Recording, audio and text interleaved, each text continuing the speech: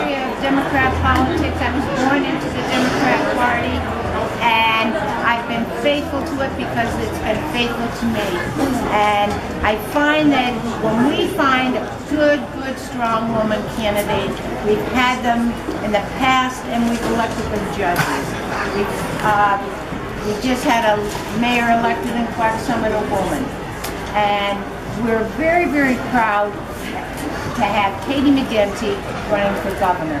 It's going to be a wonderful thing for our state and for everyone. So welcome to our Lackawanna County, and lots of support. All right.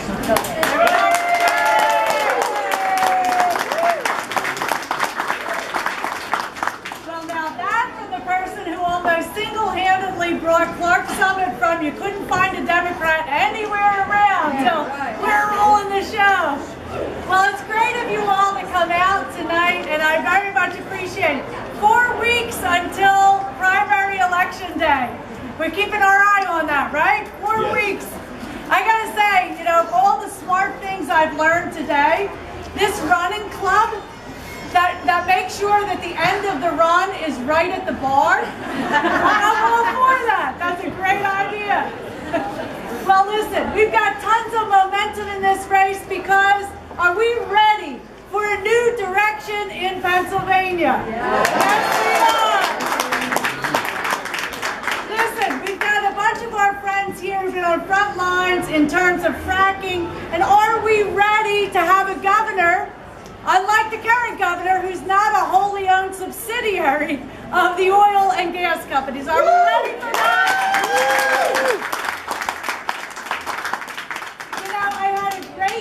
Today and visiting schools and preschools. I think we're ready also to put our children first.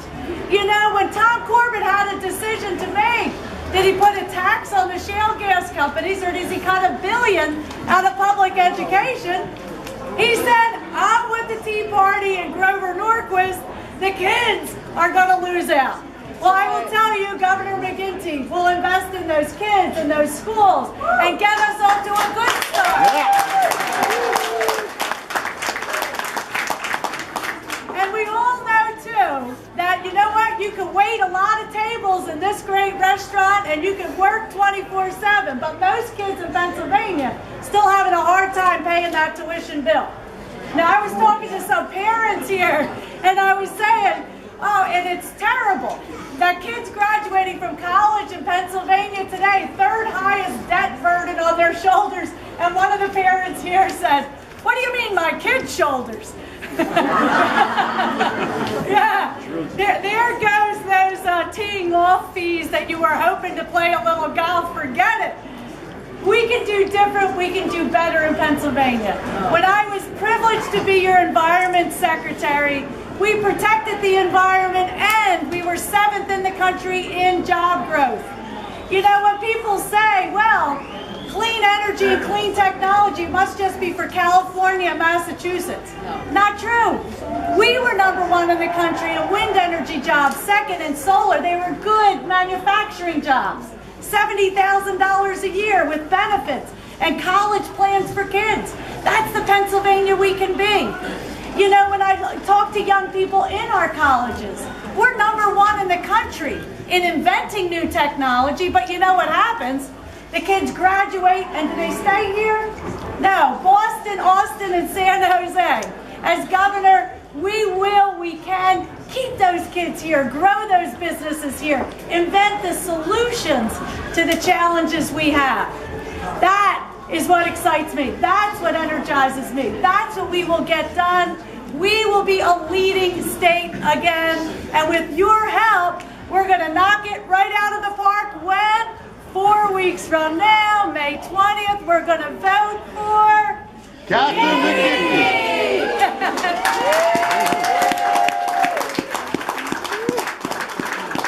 But you know, the privilege and the pleasure I've had to serve in the White House with President Clinton and here with Governor Rendell came about because over the years I've had great friends who have mentored me, who have helped me every once in a while, have given me a little kick in the you-know-what when I wasn't exactly where I should be on an issue. But I think we all join in knowing that there is no family in this country that has represented commitment to our country and patriotism and pride in the United States of America and in the empowerment of every individual in this democracy. No family more than the Kennedy family. No person has been a greater mentor to me than my dear friend. Please welcome Bobby Kennedy.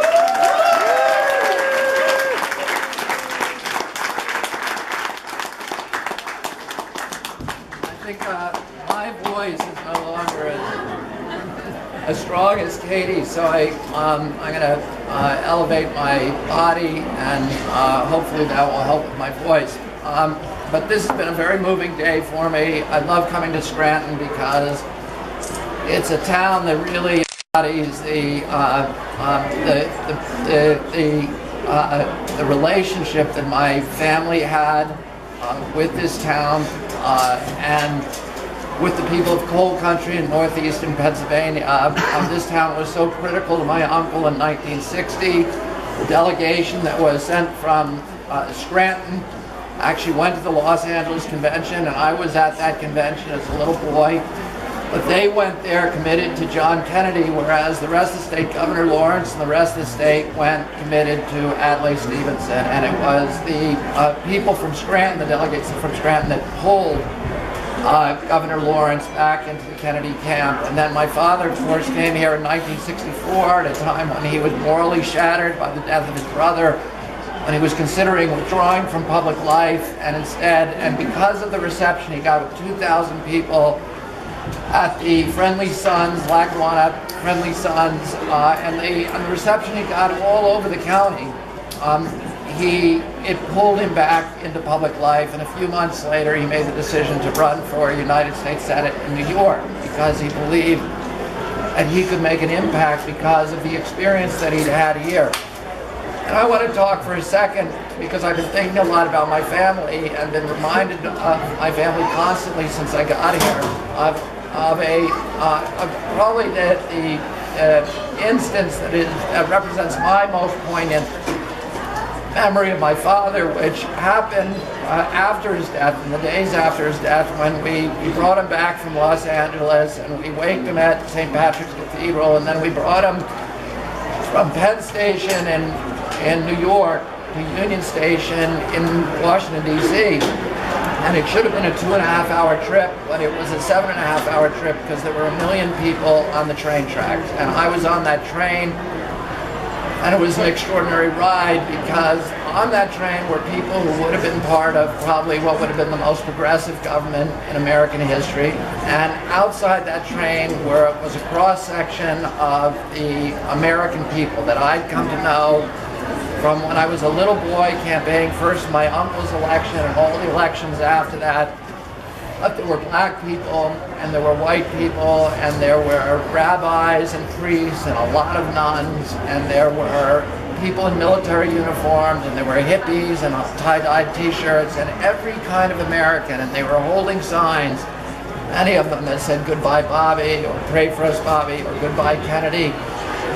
And many of them were carrying American flags. And we brought my father down we arrived late at night at Union Station, and President Johnson picked us up and drove us in a convoy past the mall and the White House. And on the mall, one of the last things that my father had done with Marion Wright Edelman and Ralph Abernathy is they had organized with Martin Luther King the Poor People's Campaign, where they had tens of thousands of impoverished people come to Washington, D.C. and camp out on the mall. And after King's death, Abernathy and Marion Wright Edelman took that campaign over, and those men were on the mall in these little shanties they'd made of plastic bags, and they came, when we drove past them in the convoy, they came to the sidewalk and they put their hats at their chests and they bowed their heads and they stood there quietly as we drove my father up over the Potomac River and then up into Arlington Cemetery and buried him next to his brother up in Arlington. And I remember 4 years later, I was in college, and I was studying American history and politics, and I came across polls that were done in the 1972 election and saw that the demographic, those white people who had been standing on that track north of Baltimore, in Maryland and in New York, in New Jersey, that the majority of those people during the 72 election had supported not George McGovern, who was kind of the heir to my father's values, but instead George Wallace, who was diametrically opposed to everything that my father believed in. And it occurred to me then, and it struck me many times since, that every nation, like every individual, has a dark side and a lighter side. And that the easiest thing for a political leader to do is to appeal to our bigotry, to our hatred, to our greed, to our self-interest, to our xenophobia, to our insecurities, and to our fear. And that the thing that my father had tried to do, and he wasn't alone, there are many other politicians, and one of them is Katie McGinty, is to appeal to the other side of us, to what Abraham Lincoln called our better angels, to get us to transcend our narrow self-interest and to act on behalf of the community and try to bring people together and allow them to feel that the safety, that they can make sacrifices for the entire group and that they won't be taken advantage of. And what you see the Tea Party doing today is, and what Fox News is doing, and what the Koch brothers are doing, and hate radio and Rush Limbaugh, is really a campaign to divide the American people and to tell us that these people aren't really Americans, whether they're gay or whether they're immigrants or whether they're blacks or whether they're women, that they don't deserve to share in the pie. They don't deserve to be part of this country, that they're an other, and that they're not the real Americans. We see the outcome of that, you know, with this insanity that's going on in Nevada this week and with the murders in Kansas, that these people have been hyped up by our political leaders, by the right-wing political leaders, to believe that they can shoot at federal officials or that they can shoot and kill other Americans because they're not really American, and to divide us in that way. And you know, and one of the big dividing zones is the environment. And the reason the Koch brothers are giving these people money, these hate-filled people money, to further divide us, is not because they love America. The reason they gave $200 million during the last campaign and have already given $39 million of their own money. And you know what Charles Koch said?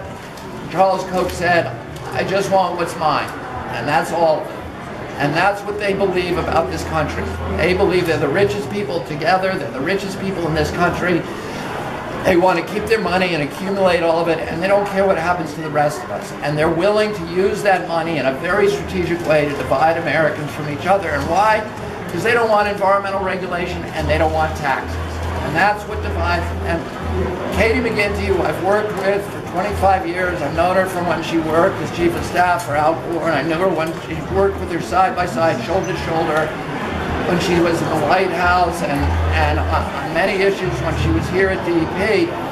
She understands that the reason that we're protecting the environment is not so much for the sake of the fishes and the birds, but for our own sake, because we recognize that nature is the infrastructure of our communities, that if we want to meet our obligation as a generation, as a civilization, as a nation, which is to create communities for our children and provide them with the same opportunities for dignity and enrichment and prosperity and good health as the communities that our parents gave us. And if we want to do that, we've got to we've got to preserve our environmental infrastructure, the air we breathe, the water we drink, the commons, the commonwealth, the public trust assets, the shared resources of our society, air, water, wildlife, fisheries, public lands, the rivers and the public landscapes that connect us to our past, to our history, that provide context to our communities, and that are the source ultimately of our values and our virtues and our character as a people. And one of the things that Katie has argued for many, many years is that, and you hear this, you know, this mantra of the Koch brothers and their sockets in Congress and their indentured servants in Capitol Hill and the state capitals, and Governor Corbett, who I include in that group, which is, you know, this false statement that we have to choose between environmental protection on the one hand and economic prosperity on the other. That is a false choice. In 100% of the situations, good environmental policy is identical to good economic policy. And this is something Katie taught me. And that means that we need to measure our economy. This is how we ought to be measuring it, based upon how it produces jobs and the dignity of jobs over the generation, over the long term, and how it preserves the value of the assets of our community. But that's not what the Koch brothers want. What they want, and what all their little, toadies want, is for us to believe that in order to survive, we have to treat the state of Pennsylvania as if it were a business in liquidation. We have to convert our natural resource to cash as quickly as possible. We have to have a few years of pollution-based prosperity. And we can do that. And if we do that, we're going to create an instantaneous cash flow and the illusion of a prosperous economy. But our children are going to pay for our joyride. And they're going to pay for it with denuded landscapes and poor health and huge cleanup costs that are going to amplify over time, and that they'll never be able to pay for. And we can create a few billionaires and enrich them by impoverishing the rest of us. And that, of course, is the Koch plan for the United States of America, and it's the Corbett plan for the state of Pennsylvania. Create a few billionaires by impoverishing the rest of us. And what this choice that Governor Corbett made, which was to exempt the shale companies from paying an extraction tax, which every other state except for Texas does that. It says you got to pay a tax if you can extract something from the ground in our state. He exempted it. They gave him $5 million in cash for his campaign. He gave them $1 billion worth of value with that exemption. And where did he get it from? Because it had to come from somewhere. He got it from the education budget. He stole it from the middle class in order to give it to the richest industry in the history of the world. Okay, and that's what the Republican Party is about. It's about creating this plutocracy, this corporate kleptocracy. And this is not free market capitalism. They pretend that they like free markets, but they hate free market capitalism. What they want is corporate crony capitalism. Capitalism for the poor, and a ruthless, savage capitalism for the poor, and socialism for the rich. These welfare oil companies that are taking our money and robbing our middle class and getting a big, cushy subsidy for themselves in the most highly subsidized industry in the history of the world. They're getting hundreds of billions of dollars in our subsidies every year through oil depletion allowance and all these big loopholes in the tax code.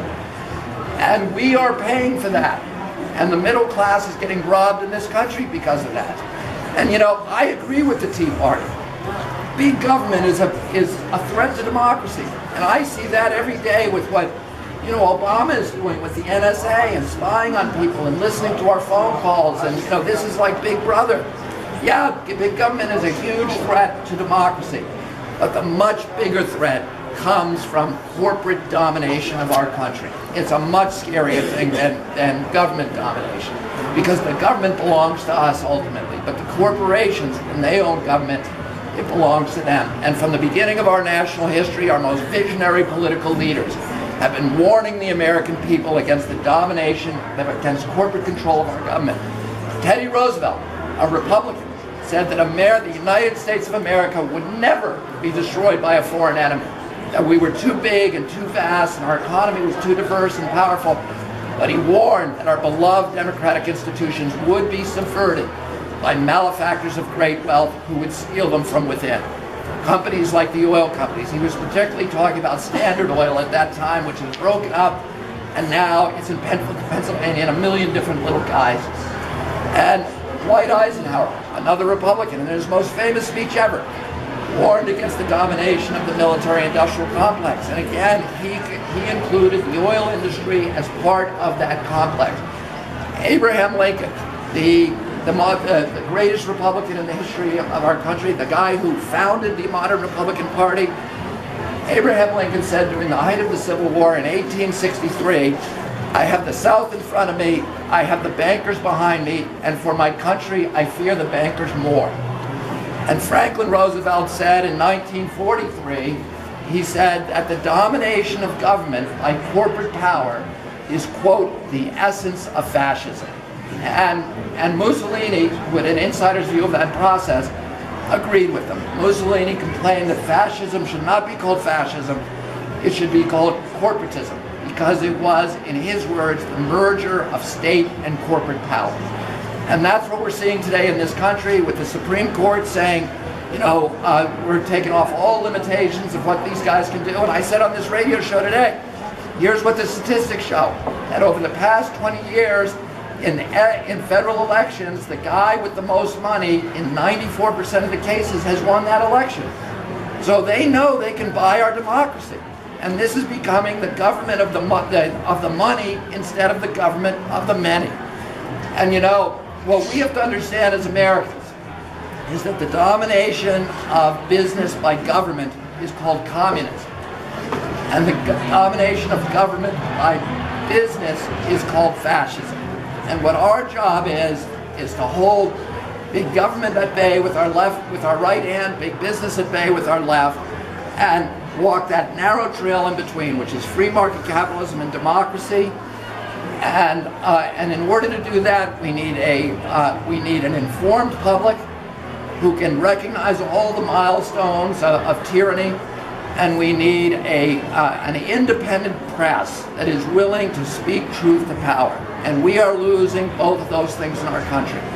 We've got a press that is now dominated, that takes its cues from Fox News and from talk radio, and we've got a public that increasingly believes this ideology of the Tea Party, that if we cut taxes for the rich, that somehow it's going to trickle down and enrich the rest of us. And it really is just creating the kind of aristocracy of money, a corporate kleptocracy, the very thing that our European ancestors fled to this country, particularly this state of Pennsylvania, which rang the freedom bell, the liberty bell, and revolted against that kind of domination by an aristocracy. And it's time today for Pennsylvanians to ring the liberty bell again, and the way you're going to start doing that is by electing Katie McGinty, governor of New York.